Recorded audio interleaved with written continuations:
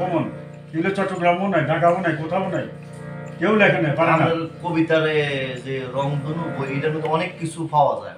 হ্যাঁ আছে তো, কিন্তু হেডিং গুলো পাবে না তুমি, বিশেষণ গুলো ওখানে নাই। ওখান থেকে ছবি তুলে নেবেন, না আছে বডিতে আছে, কিন্তু ওই তুমি ছবি নিবে এখান থেকে। মোবাইলে ছবি তুলে নিলে হইব। আমি এটা ভান্তের আশীর্বাদ, ওই যে অন্যরা আমাকে বলছে, আমি দেখি নাই, কয় এই কবিতা পড়তে পড়তে ভান্তে কাঁদছে এবং আবেগ আপ্লুত হয়েছে। ওই যে রুমাল দিয়ে চোখ মুছছে খালি ভান্তে আমার এই কবিতা পড়ে। এটা আমার কথা নয়, আমার মতো বয়সী লোকদের কথা। ওই যে আমরা ফলো করছি ভান্তের কবিতাটা পড়ে, ভান্তে ছিল তো 79 সালে লেখা, বুঝো না, ভান্তে মারা গেলে তুই তো দিয়ে। আমি আজকে জানলাম এটা 79 সালে লেখা। হ্যাঁ 79, আমি ওই তারিখে দিই নাই, বইতে দেওয়া উচিত ছিল, কবিতা বইতে দেওয়া উচিত ছিল অবশ্য, তারিখটা অন্তত সনটা দিই নেই।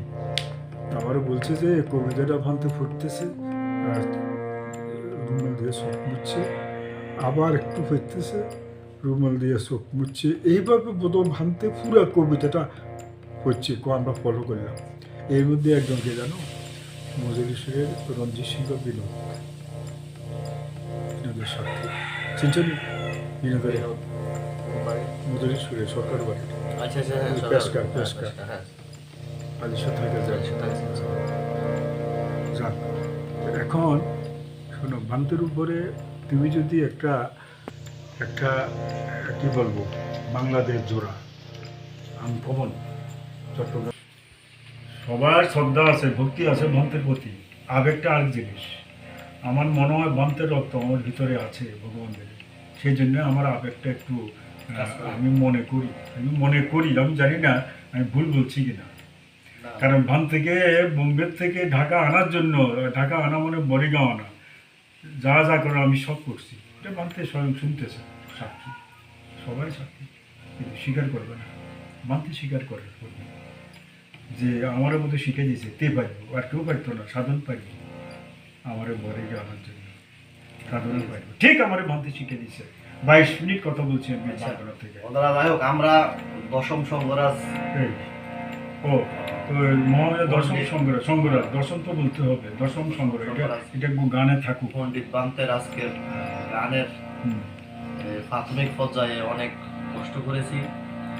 আমাদের বিশিষ্ট অনেক কিছু জানলামও, দাদু অনেক তথ্য আমাকে দিয়েছেন, আশীর্বাদ করেছেন আমি যেন এই গানকে সুন্দরভাবে বিশ্ববাসীর কাছে, শুধু বাংলাদেশ নয়, না বিশ্ববাসীর কাছে, কারণ তিনি বিশ্বের সাংঘিক মহান ব্যক্তিত্ব, বিশ্ববাসীর কাছে আমরা তুলে ধরতে পারি।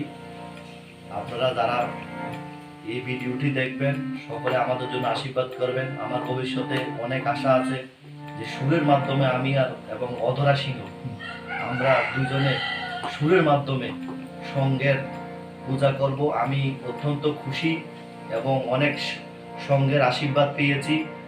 আমাদের বর্তমান এই অবস্থানে বাংলাদেশের তিনজন পণ্ডিত ভিক্ষু আমার এবং এই অধরার গানগুলোকে সংরক্ষণ করার জন্য ওনারা দায়িত্ব নিয়েছেন।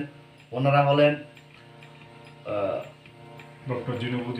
ডক্টর জিনুবুদি মহাথেরো মহোদয়, শাসননিধি জিনানন্দ মহাথেরো মহোদয় এবং উপমহাদেশের বর্তমান সুদেশক পণ্ডিত ডক্টর প্রিয়দর্শী মহাথেরো মহোদয়। ওনারা গত 21শে অক্টোবর নূরপুর একটি কুমিল্লাবাসীর জন্য একটি আহ্বান করেছেন যে সুজিত সিংয়ের লেখা এবং সুরের এই গানগুলা বিগত দিন আমরা কখনো দেখিনি বা জানি না, শুনিনি। তো এখন উনি আড়ালে থেকে এইভাবে প্রকাশ করেছেন গানগুলি অধরার মাধ্যমে।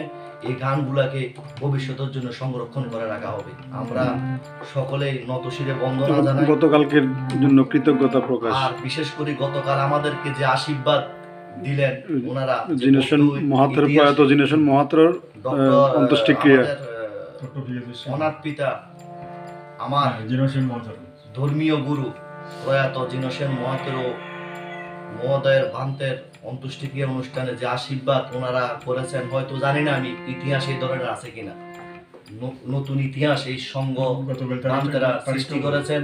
সেজন্য সকল ভিক্ষু সংঘকে নতশিরে 22 নভেম্বর এবং উদযাপন কমিটিকে নমস্কার এবং মৈত্রীময় শুভেচ্ছা।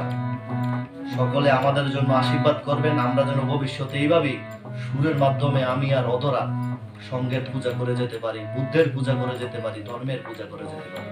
সাধু সাধু সাধু।